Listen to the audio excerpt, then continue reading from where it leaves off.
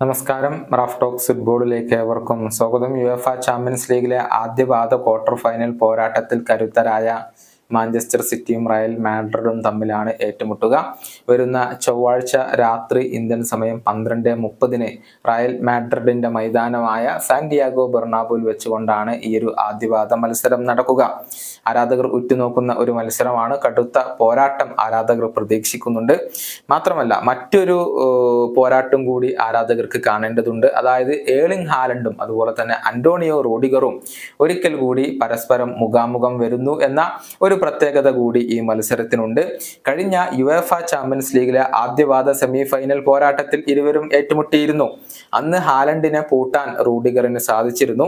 മത്സരം സമനിലയിൽ കലാശിക്കുകയും ചെയ്തിരുന്നു. പക്ഷെ രണ്ടാം പാദത്തിൽ റൂഡിഗറെ ആഞ്ചലോട്ടി പുറത്തിരുത്തുകയായിരുന്നു. മത്സരത്തിൽ എതിരില്ലാത്ത 4 ഗോളുകൾക്ക് റയൽ മാഡ്രിഡ് പരാജയപ്പെടുകയും ചെയ്തിരുന്നു. ഏതായാലും ഹാലൻഡിനെ നേരിടാൻ താൻ തയ്യാറായി കഴിഞ്ഞു എന്നുള്ള കാര്യം ഇപ്പോൾ അന്റോണിയോ റൂഡിഗർ തന്നെ പറഞ്ഞിട്ടുണ്ട്. അദ്ദേഹത്തിന്റെ വാക്കുകൾ ഇങ്ങനെയാണ്: ഹാലൻഡിനെ നേരിടാൻ ഞാൻ തയ്യാറായി കഴിഞ്ഞിട്ടുണ്ട്.